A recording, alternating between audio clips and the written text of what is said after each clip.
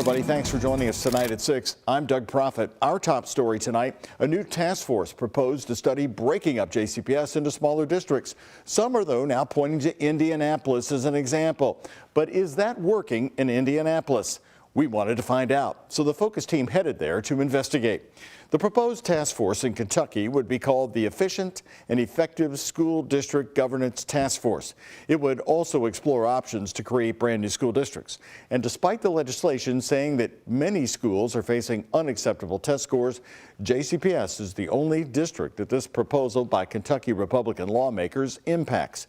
Focus reporter Travis Breeze is talking with an education professor about the potential issues and learned how a similar sized city operates with 11 school districts.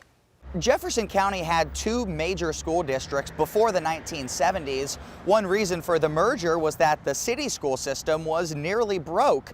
Having unequal resources between districts could be a factor if JCPS ever split up, just like it has been in Indianapolis. We have not called for the splitting of JCPS. What we've called for is a group to study it. Majority Whip Jason Nemes of Middletown has been discussing a possible breakup of JCPS since August. He has repeatedly brought up Indianapolis as a place worth looking into. Indianapolis, for example, is a little larger than us, but they have 11 school districts. Indianapolis has the urban core district of Indianapolis Public Schools and 8 township districts in the suburbs. It's been this way for at least 75 years. It goes back to how public schools spread across the U.S. More in the northern states, it was seen as kind of a community initiative. Community wanted public schools, and they would appeal to the legislature and create their own local districts. Dr. Chris Lubienski, an education policy professor at IU Bloomington, is very cautious to compare Louisville and Indy. He says desegregation plans in the 70s and 80s had a profound impact. Black students in Indy were bused from IPS to some of the townships, where in Louisville, Those opposed? it was all within one district. What's happened in Louisville has been much more court-ordered efforts, or the school board either following court orders or trying to preempt them. In December, Nemes told us his two main reasons for looking at a breakup were student achievement, like reading scores, and student safety, like weapons in schools, and JCPS not following the school resource officer state law. It's hard for me to understand how that would work. Just against, I think, largely the same number of schools which require an SRO. The achievement thing is the area I know the most about.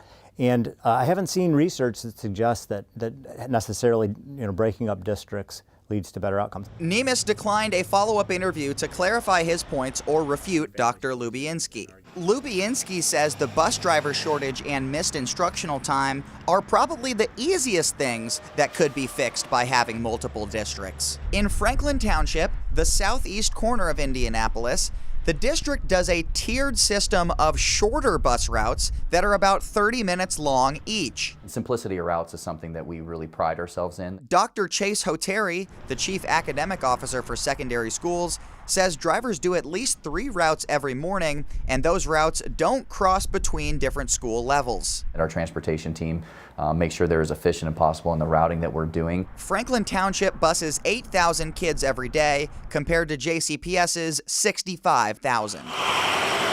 Due to persistent issues with missed instructional time, JCPS is considering redoing its bus routing system for the 2nd year in a row. While this is an example of one problem that can seem unwieldy, Hoteri feels the immediate solution is not to think of how to break up, but rather come together to work on the solutions. There's always going to be the critic on the outside that can point a finger at any school district and say, you should do this better, you should be more efficient on this. But at the end of the day, if everybody supports public education, a large district could work, a small district could work, a medium-sized district could work. Travis Breeze, WHAS 11 on your side. Kentucky Republicans have approved one study and one task on the governance of JCPS. The task force likely won't make its recommendation until December.